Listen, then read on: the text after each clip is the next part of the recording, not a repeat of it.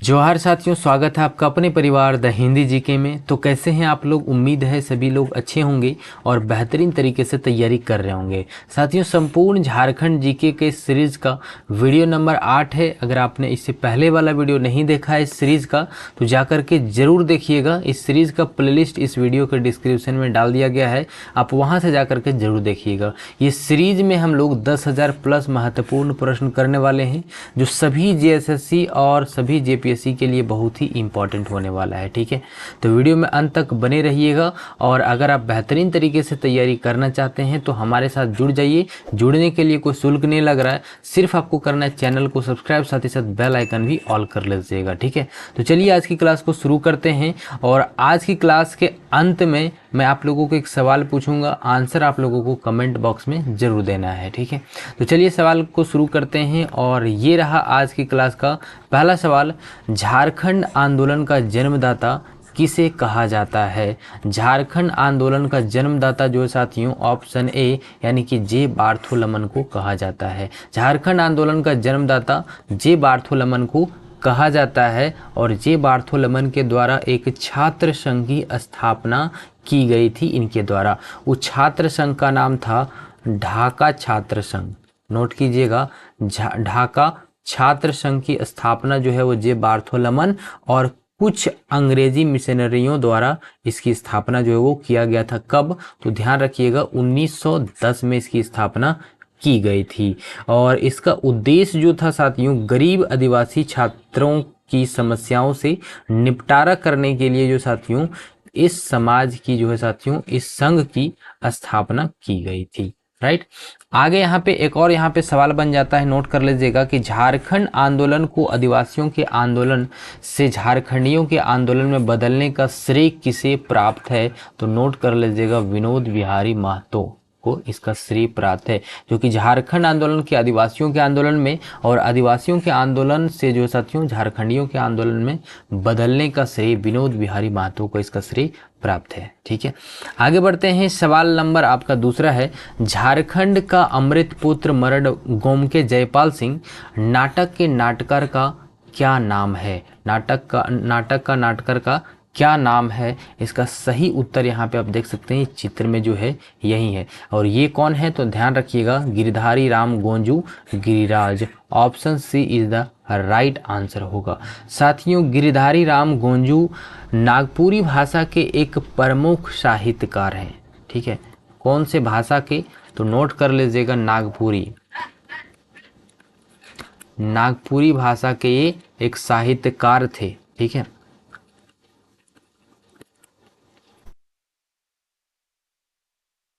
प्रमुख साहित्यकार थे। ठीक है, और ये रांची विश्वविद्यालय में जनजातीय क्षेत्रीय भाषा विभाग के अध्यक्ष भी रह चुके हैं। ठीक है, यहाँ पे नोट कर लीजिएगा, रांची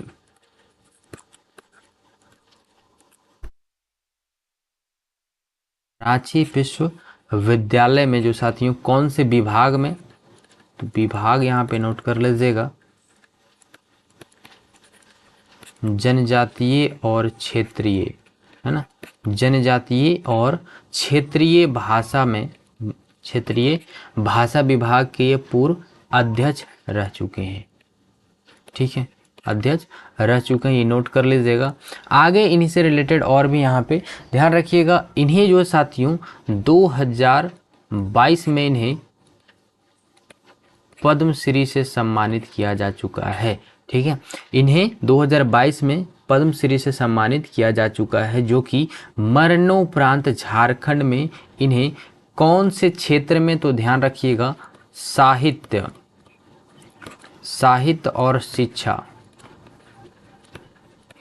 और शिक्षा के क्षेत्र में इनके योगदान के लिए पद्मश्री से सम्मानित किया गया।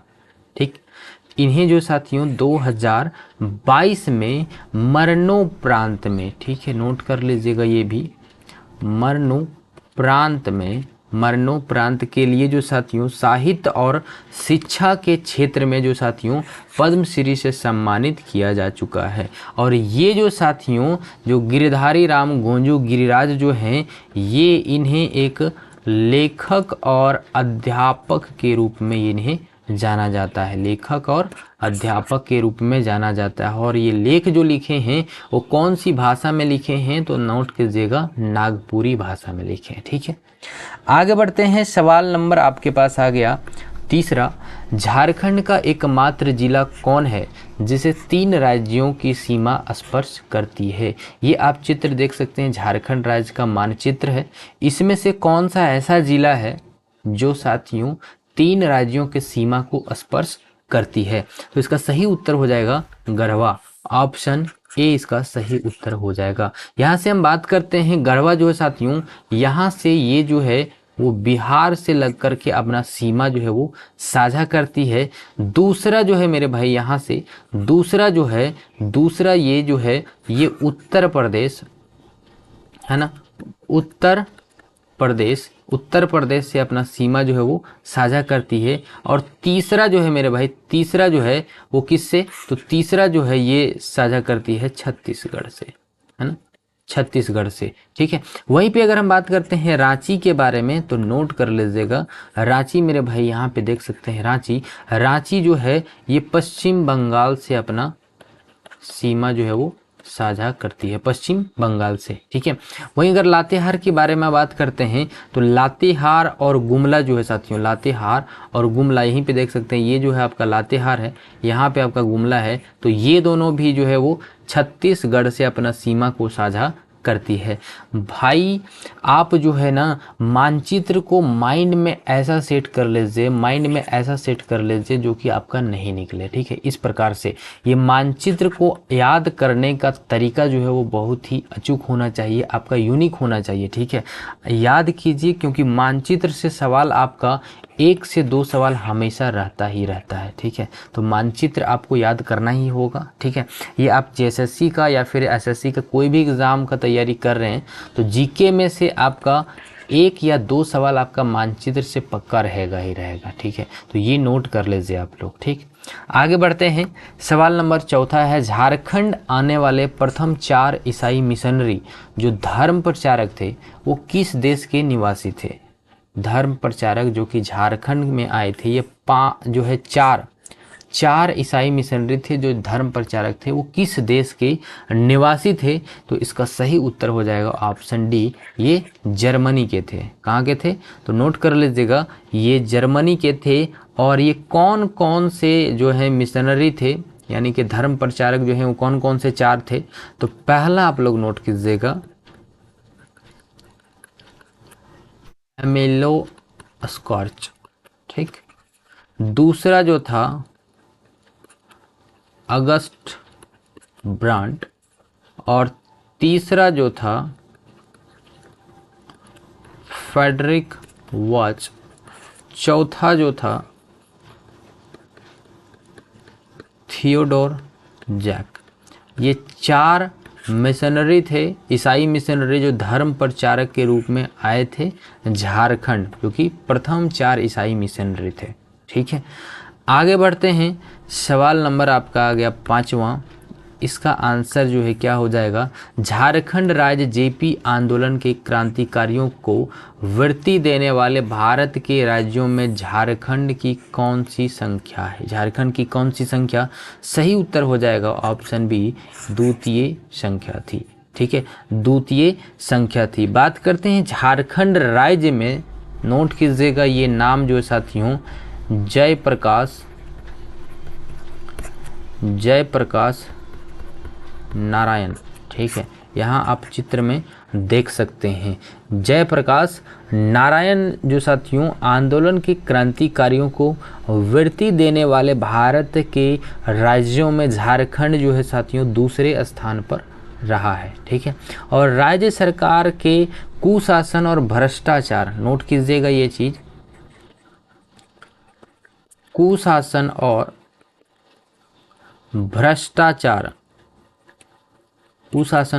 भ्रष्टाचार के विरोध में जो साथियों बिहार में जो है साथियों 18 मार्च 1974 से लेकर के 25 जून 1975 तक जो साथियों ये आंदोलन चला था, कुशासन और भ्रष्टाचार के विरुद्ध चला था। नोट कीजिएगा किसको विरोध चला था, कुशासन और भ्रष्टाचार के विरोध। कब से कब तक चला था, 18 मार्च 1974 से लेकर के 25 जून 1975 तक ये आंदोलन चला था। और ये आंदोलन को जो साथियों संपूर्ण क्रांति भी कहा जाता है। नोट कीजिएगा, संपूर्ण क्रांति भी कहा जाता है, कुल क्रांति भी कहा जाता है, और इसे जो साथियों जेपी आंदोलन के रूप में भी इसे जाना जाता है। ठीक है, ये 3 नाम आप लोग नोट कर लीजिएगा। ठीक है, जो कि झारखंड राज्य के जेपी आंदोलन कहें, संपूर्ण क्रांति कहें या फिर कुल क्रांति कहें, तीनों का मतलब एक ही है। ठीक है, तो ध्यान रखिएगा ये सभी चीज, राइट है। आगे बढ़ते हैं, सवाल नंबर आपका है 6। झारखंड की किस विभूति ने ईसाई मिशनरियों के प्रभाव में झारखंड के आदिवासियों का ईसाई धर्म में परिवर्तन का विरोध जो है वो किया था? तो किसने किया था? तो इसका सही उत्तर जो हो जाएगा साथियों कार्तिक उरांव। ऑप्शन बी इसका सही उत्तर हो जाएगा। कार्तिक उरांव ने जो साथियों ईसाई मशीनरियों के प्रभाव में आदिवासी लोगों के ईसाई धर्म में जो साथियों धर्मांतरण यानी कि धर्म परिवर्तन का विरोध किया था, और इन्हें जो साथियों एकमात्र हिंदू आदिवासी प्रमुख भी कहा जाता है। किसको? तो कार्तिक उरांव को जो है मेरे भाई एकमात्र जो साथियों पहला एकमात्र विरोध जो साथियों हिंदू आदिवासी भी कहा जाता है। इन्होंने संगठन में जो साथियों अखिल भारतीय आदिवासी विकास परिषद भी इन्होंने ही पाया था, और इनके द्वारा जो साथियों आदिवासियों के ईसाई धर्म के अवैध धार्मिक रूपांतरण जो करने के लिए किया गया था, वो उसके लिए वर्ष जो साथियों 1963 में डेविड मुंजकी के खिलाफ झारखंड उच्च न्यायालय में इन्होंने जो साथियों मिशनरियों के खिलाफ भी लड़ाई लड़ी थी। तो ये लड़ाई कब लड़ी थी? तो 1963 में। ये नोट कर लीजिएगा किन्होंने लड़ी थी? तो कार्तिक उरांव ने लड़ी थी। किनके खिलाफ लड़ी थी? जो आदिवासियों के धर्म परिवर्तन का जो साथियों धर्म परिवर्तन करना चाह रहे थे, ईसाई मिशनरियों के विरोध में इन्होंने ये लड़ाई लड़ी थी। ठीक है, नोट कीजिएगा। और आदिवासियों को धर्म परिवर्तन करने के लिए जो इनके द्वारा जो प्रयास किया गया था ईसाई मिशनरियों के द्वारा, तो उनके खिलाफ जो लड़ाई लड़ी गई थी, एक हिस्से के रूप में जो साथियों उन्हें जो साथियों 1967 में जो साथियों लोकसभा के 322 सदस्य, नोट कीजिएगा 322 सदस्य और राज्यसभा के 26 सदस्य द्वारा जो साथियों हस्ताक्षर भारत सरकार को एक ज्ञापन सौंपा गया था। और ये ज्ञापन जो सौंपा गया था वो कार्तिक उरांव द्वारा सौंपा गया था कि जो साथियों ईसाई मिशनरियों द्वारा एक धर्म जो साथियों परिवर्तन का विरोध कर रहे थे, और उनके द्वारा जो साथियों कार्तिक उरांव के द्वारा ईसाई मिशनरियों को विरोध करते हुए इनके द्वारा एक ज्ञापन सौंपा गया था, जो कि 1967 में सौंपा गया था, जो कि आपका लोकसभा में 322 और राज्यसभा में 36 जो साथियों 36 द्वारा हस्ताक्षर यहाँ पे किया गया था, और ये भारत सरकार को एक ज्ञापन सौंपा गया था। ठीक है, नोट कर लीजिएगा ये चीज़। आगे बढ़ते हैं, सवाल नंबर जो है साथियों 7वां आपके सामने है। झारखंड का प्रथम अंग्रेजी दैनिक पत्र जो साथियों कौन सा है? बहुत ही इंपॉर्टेंट सवाल। झारखंड का प्रथम अंग्रेजी दैनिक पत्र कौन सा है? साथियों वीडियो अच्छा लग रहा है, हेल्पफुल लग रहा है तो वीडियो को ज़रूर लाइक कीजिएगा और हमारे साथ ज़रूर जुड़ जाइएगा अगर आप बेहतरीन तरीके से तैयारी करना चाहते हैं तो। ठीक है, तो इसके लिए तो कोई शुल्क आपको लग नहीं रहा है, सिर्फ आपको करना है चैनल को सब्सक्राइब, साथ ही साथ बेल आइकन भी ऑल कर लीजिएगा। और जो साथियों जेएसएससी सीजीएल के लिए मैथ्स और रीजनिंग का भी बहुत ही जल्द जो है साथियों सीरीज उसका भी हम लोग शुरू करने वाले हैं, तो ये चीज़ आप लोग नोट कर लीजिए। ठीक है, सवाल है झारखंड का प्रथम अंग्रेजी दैनिक पत्र कौन सा है? इसका सही उत्तर हो जाएगा साथियों डेली प्रेस। ऑप्शन सी इसका सही उत्तर हो जाएगा। झारखंड का अगर हम यहाँ पे बात करते हैं हिंदी में जो साथियों हिंदी मासिक पत्रिका की अगर बात करते हैं, ठीक है, हिंदी प्रथम मासिक पत्रिका की अगर हम बात करते हैं वो कौन सा था? तो नोट कर लीजिएगा घरबंधु। ठीक है, घरबंधु जो है प्रथम झारखंड की पहली हिंदी मासिक पत्रिका जो है वो घरबंधु। और अगर हम भारत में राष्ट्रीय प्रेस दिवस के बारे में बात करते हैं, अगर साथियों भारत में राष्ट्रीय प्रेस दिवस है ना, राष्ट्रीय प्रेस दिवस जो साथियों कब मनाया जाता है, तो ये नोट कर लीजिए आप लोग, ये 16 नवंबर को मनाया जाता है। ठीक है, 16 नवंबर को मनाया जाता है। एग्जैक्ट अगर डेट याद रखिएगा तो इसे जो साथियों 16 नवंबर 1966 को इसका काम जो है वो शुरू कर दिया गया था। इसे हम लोग कहते हैं PCI, यानी कि भारतीय प्रेस परिषद। ठीक है, भारतीय प्रेस परिषद के नाम से जाना जाता है। और ये भारत में साथियों मीडिया और विनियमित करने के लिए जो गठित और वैधानिक रूप से इसे सौंपा गया था, जो कि स्वायत्त निकाय है। और ये प्रेस जो साथियों, ये प्रेस परिषद अधिनियम जो कि 1978, नोट कीजिएगा, ये प्रेस अधिनियम जो कि 1978 के तहत ये काम करती है। ठीक है, और यहाँ पे एक चीज़ और नोट कर लीजिएगा, PCI जो कि भारतीय प्रेस परिषद की संरचना में जो साथियों, इसमें से एक अध्यक्ष और 28 सदस्य, ठीक है, सदस्यों की एक समिति इसमें से होती है। तभी ये जो साथियों, इसे हम लोग भारतीय प्रेस परिषद कहते हैं इसे, जिसमें से जो साथियों पत्रकारों, समाचार एजेंसी, मीडिया प्रबंधक होता है और संसद सदस्यों के विभिन्न प्रतिनिधि इसमें से शामिल होते हैं, जिसमें से एक अध्यक्ष हो गए।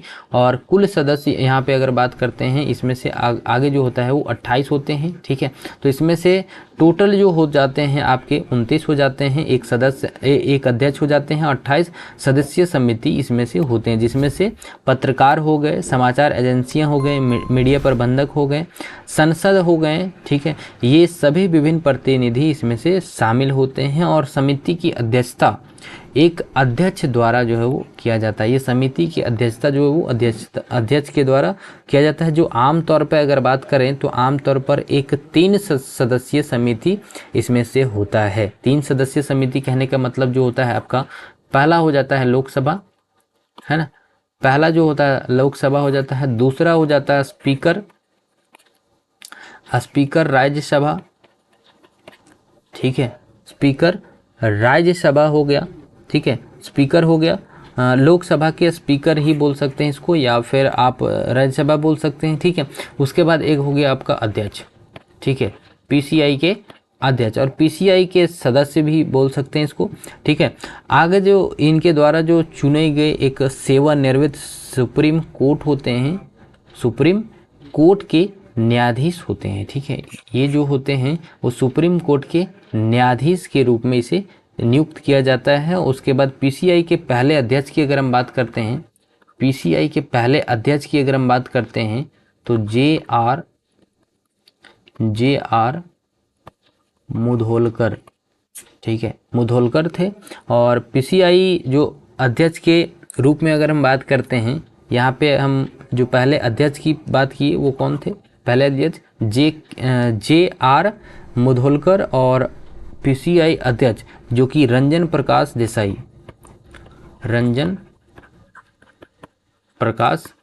देसाई। ठीक है, अभी जो कि 2022 में इसकी नियुक्ति की गई थी PCI के द्वारा। और केंद्रीय सूचना और प्रसारण मंत्री की अगर हम बात करते हैं, इसी में जो अध्यक्ष होता है संसद के रूप में, तो नोट कीजिएगा अनुराग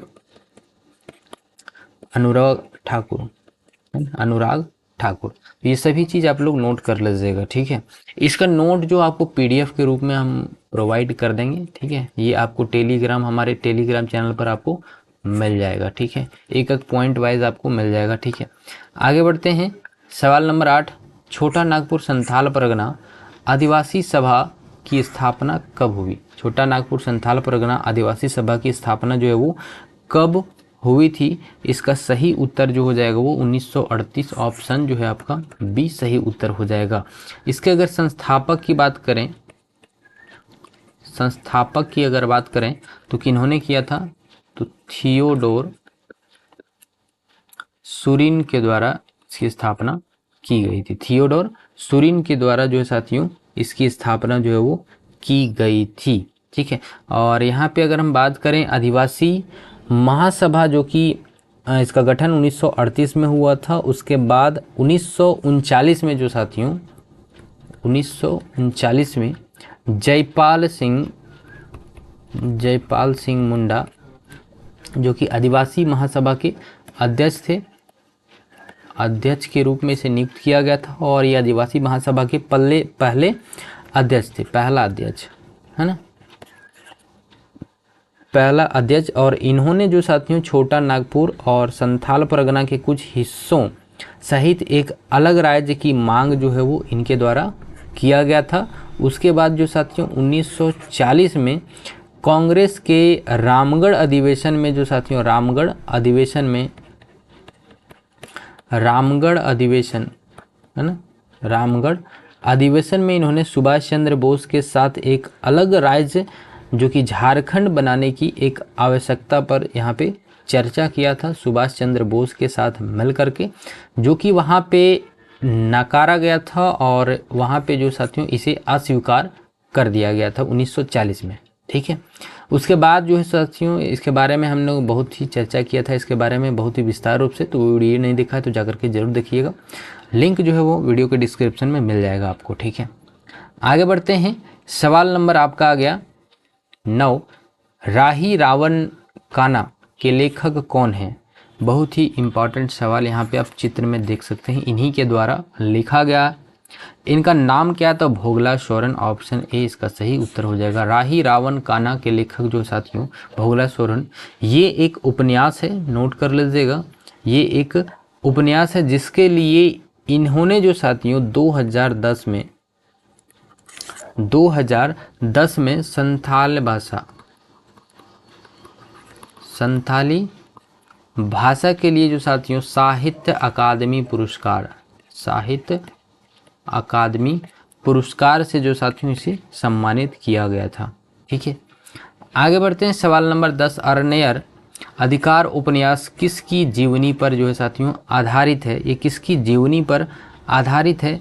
सही उत्तर हो जाएगा ऑप्शन ए, बिरसा मुंडा के जीवनी पर जो साथियों आधारित है। और इसकी रचना जो की गई थी 1979 में इसकी रचना की गई थी किनके द्वारा? तो महाश्वेता है ना, महाश्वेता देवी द्वारा जो साथियों इसकी रचना की गई थी, जिसके लिए इन्हें जो साथियों बंगाली भाषा के लिए साहित्य अकादमी पुरस्कार से इन्हें सम्मानित किया जा चुका है। ठीक है, क्वेश्चन नंबर 11, हो जनजातीय व्यवस्था में मुंडा के सहायक का क्या नाम है? मुंडा के सहायक का क्या नाम था? तो इसका नोट कीजिएगा। हो जनजाति व्यवस्था में जो साथियों गांव का प्रधान जो होता है, हो जनजाति में गांव का प्रधान जो होता है मेरे भाई, उसे इन लोग मुंडा कहते हैं और मुंडा के सहायक को डकुआ कहा जाता है। ऑप्शन बी इसका सही उत्तर हो जाएगा। ठीक है, आगे बढ़ते हैं। सवाल नंबर 12, सरायकेला रियासत के राजाओं ने किस नृत्य का जो साथियों को संरक्षण किया था? किस नृत्य को जो है वो संरक्षण किया था? सही उत्तर हो जाएगा ऑप्शन ए, छऊ नृत्य को जो साथियों सरायकेला रियासत के राजाओं ने संरक्षित दिया। और 1938 में यहाँ के राजकुमार जो कि सुधेंदु, नोट कीजिएगा ये चीज, सुधेंदु नारायण सिंह ने जो साथियों विदेश में यूरोप में जो साथियों इसका प्रदर्शन कराया गया था इनके द्वारा। ठीक है, आगे बढ़ते हैं। सवाल नंबर जो है 13, राजमहल क्षेत्र में दामिनी एक कोह क्या था? राजमहल क्षेत्र में जो मेरे भाई दामिनी कोह ये क्या था? इसका सही उत्तर जो जाएगा साथियों भूमि का एक बड़ा क्षेत्र जो सीमांकित और संथालों की भूमि घोषित किया गया था यहाँ पे। ठीक है, ये राजमहल क्षेत्र के दामिनी कोह में जो साथियों झारखंड के ये साहेबगंज जिला, पाकुड़ और गोड्डा जिला का ये एक क्षेत्र कहा जाता है ये। ठीक है, नोट कीजिएगा, साहेबगंज और गोड्डा और पाकुड़ है ना। पाकुड़ ये 3 जिलों का एक क्षेत्र इसे कहा जाता है, जो कि भूमि का एक बड़ा सा सीमांकित और संथालों की भूमि घोषित किया गया था। ठीक है।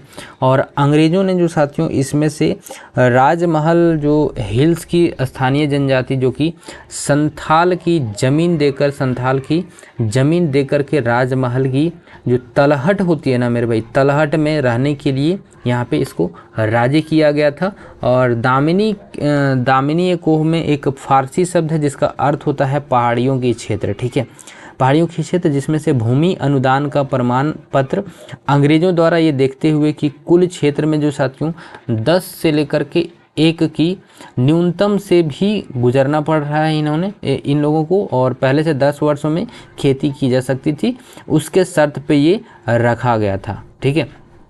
एक चीज़ और नोट कर लीजिएगा, 1832, ये डेट याद रख लीजिएगा, 1832 तक जो साथियों भूमि के एक बड़े क्षेत्र को जो साथियों दामिनी कोह के रूप में इसे सीमांकित कर दिया गया था।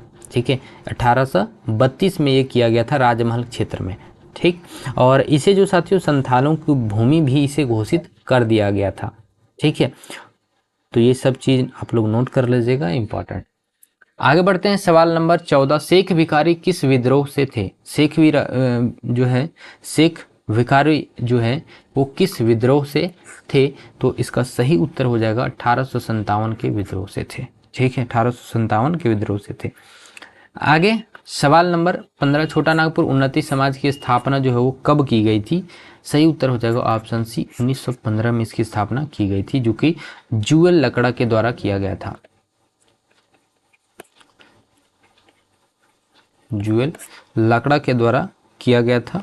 ठीक, आगे बढ़ते हैं, सवाल नंबर 16, रांची और हजारीबाग के पठारों के बीच कौन सा द्रोण बनता है? कौन सा द्रोण बनता है? सही उत्तर हो जाएगा दामोदर। ठीक है, ये अगर बात करते हैं ये नदी के बारे में, तो झारखंड और पश्चिम बंगाल राज्यों में ये बहने वाली एक नदी है, जिसका उद्गम जो होता है वो छोटा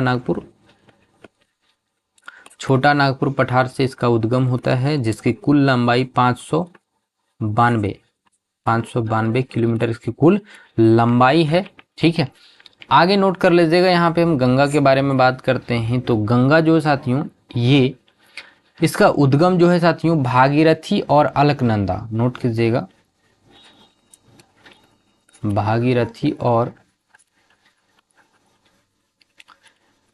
अलकनंदा का मिलने से होता है, और इसका मिलान जो होता है वो कहाँ पे होता है? तो देवप्रयाग में होता है ना, देवप्रयाग में होता है। इन दोनों के मिलने से ही गंगा नदी का उद्गम होता है। और एक्चुअली में अगर बात करें, एक्चुअली में इसका स्रोत की अगर हम बात करते हैं, स्रोत इसका कहाँ से है? तो गंगोत्री ग्लेशियर है ना, गंगोत्री हिमनद जो कि ग्लेशियर है, इससे होती है इसका स्रोत, जो कि स्थान ये उत्तराखंड से है ना, उत्तराखंड इसका स्थान माना जाता है। और इसकी कुल हाइट की अगर हम बात करते हैं, कुल हाइट जो है वो 3892 मीटर इसकी कुल हाइट है। फीट में अगर बात करते हैं 12,769 फीट है इसकी कुल हाइट में। ठीक है, और इसके मुहाना की अगर हम बात करें, मुहाना तो सुंदरवन इसका मुहाना है, और जो कि स्थान है ये इसका बंगाल की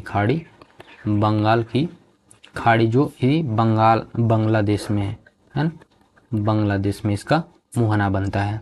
ठीक है, ये सभी चीज़ नोट कर लीजिएगा। और इसकी कुल लंबाई की अगर हम बात करें, गंगा नदी की कुल लंबाई तो 2525 किलोमीटर इसकी कुल लंबाई है। मील की बात करें तो 1569 मील है। ठीक, ये चीज़ नोट कर लीजिएगा। बात करते हैं स्वर्ण रेखा, तो इसका भी उद्गम जो होता है वो छोटा नागपुर पठार से ही होता है। ठीक, लंबाई की बात करते हैं तो 474 किलोमीटर की कुल लंबाई है। ठीक है, सवाल नंबर 17, 1910 ईस्वी में प्रकाशित संथाल परगना जिला जो गजेटियर के लेखक कौन हैं? इसका सही उत्तर हो जाएगा LSSO मैली। ठीक है, ऑप्शन बी इसका सही उत्तर हो जाएगा। बात करते हैं 1855 का वो दिन। संथाल परगना को एक ऐसे जिले के रूप में बनाया गया था, जो कि संथाल परगना के रूप में इसे जाना जाता है। ठीक है, और ये बंगाल के प्रेसिडेंसी का एक हिस्सा था। ठीक है, संथाल परगना जो था वो 1855 में एक जिले के रूप में इसे विकसित किया गया था और ये बंगाल के प्रेसिडेंसी का एक रूप में एक इसका हिस्सा था। और वर्तमान में अगर बात करते हैं संथाल परगना जो है साथियों, संथाल परगना जो कि झारखंड के डिवीज़न में से एक है।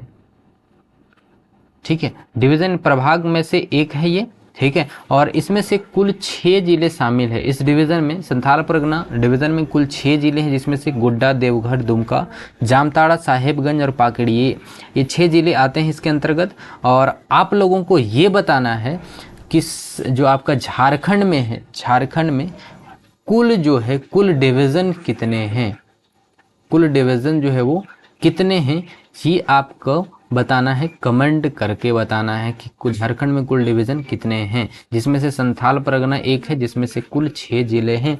तो आपको ये बताना है कमेंट करके झारखंड में कुल कितने जिले हैं। ठीक है, अब बात करते हैं ओमैली के बारे में। तो भारत में ये ब्रिटिश सिविल सेवक थे।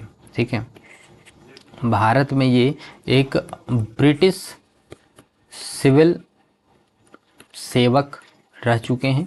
ठीक है, सिविल सेवक रह चुके हैं और इनकी जो पुस्तकें हैं, पहला जो पुस्तक था संथाल परगना, ठीक है, और पूर्णिया, और भी कई सारी पुस्तकें इनके द्वारा जो है वो रचित की गई थी। ठीक है, तो वहाँ पे ज़्यादा डिस्कस नहीं करेंगे। जो इम्पोर्टेंट है आपका संथाल परगना जिला और गजेटियर, जिसके लेखक LSSO मैली।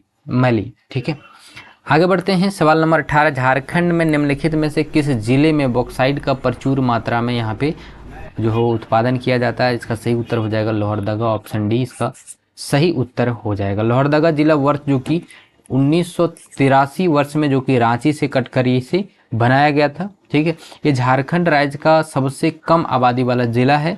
ठीक है, और इस जिले में पाए जाने वाले कुछ अन्य खनिज जैसे कि फेल्डस्पार, चाइना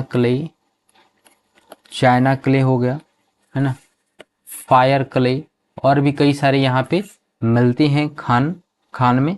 और ये जिला जो साथियों लाल कॉरिडोर का हिस्सा है, लाल कॉरिडोर का एक हिस्सा है लोहरदगा। ठीक है, नोट कर लीजिएगा। आगे बढ़ते हैं। सवाल नंबर 19, झारखंड राज्य में पहली बार राष्ट्रपति शासन किस वर्ष लगाया गया था? झारखंड में सबसे पहला राष्ट्रपति शासन 2009 में लगाया गया था। सही उत्तर हो जाएगा ऑप्शन बी। और झारखंड में जो साथियों कुल 3 बार राष्ट्रपति शासन लग चुका है, जिसमें से पहला जो लगा था वो 19 जनवरी 2009 को लगा था और ये चला था 30 दिसंबर 2009 तक चला था। दूसरा जो लगा था 1 जून 2010 से लेकर के 11 सितंबर 2010। तीसरा जो लगा था वो आपका लगा था 18 जनवरी 2013 से चला था, ये 13 जुलाई 2013 तक चला था। ठीक है, और ये जो साथियों ये एक आपातकाल है। ठीक है, राष्ट्रपति शासन, जो कि ये आर्टिकल 356 राज्य आपातकाल से संबंधित ये होता है और इसे तब लगाया जाता है जब राष्ट्रपति संतुष्ट हो जाते हैं कि राज्य सरकार ठीक से अपना काम जो है वो नहीं कर रही, यानी कि राज्य में संवैधानिक तंत्र की विफलता इसे कहा जाता है। ठीक है, अगर हम बात करते हैं तो राज्य में संवैधानिक तंत्र की विफलता इसे कहा जाता है। ठीक, और ये किसके अंतर्गत आता है, कौन से आर्टिकल के अंतर्गत? तो आर्टिकल 356 के अंतर्गत आता है। ठीक है, आज की क्लास का ये लास्ट क्वेश्चन है, हम लोग बहुत ही और सारे सवाल करेंगे। ठीक है, सवाल है कड़सा नृत्य झारखंड में महिलाओं द्वारा एक नृत्य शैली है जिसमें एक ये क्या है? तो ये एक कलश, ऑप्शन जो है बी इसका सही उत्तर हो जाएगा, जो कि महिलाओं द्वारा या तो कंधे पे या फिर अपने माथे के ऊपर कलश लेकर के जो है वो नृत्य करते हुए ये किया जाता है, कड़सा नृत्य इसे कहा जाता है। ठीक है, तो साथियों इस वीडियो में इतना ही, मिलते हैं नेक्स्ट वीडियो में। वीडियो कैसा लगा कमेंट करके ज़रूर बताइएगा, और अगर आप तैयारी बेहतरीन तरीके से करना चाहते हैं तो हमारे साथ जरूर जुड़ जाइएगा। जुड़ने के लिए कोई शुल्क नहीं लग रहा, सिर्फ आपको करना है चैनल को सब्सक्राइब, साथ ही साथ बेल आइकन भी ऑल कर लीजिएगा। ठीक है।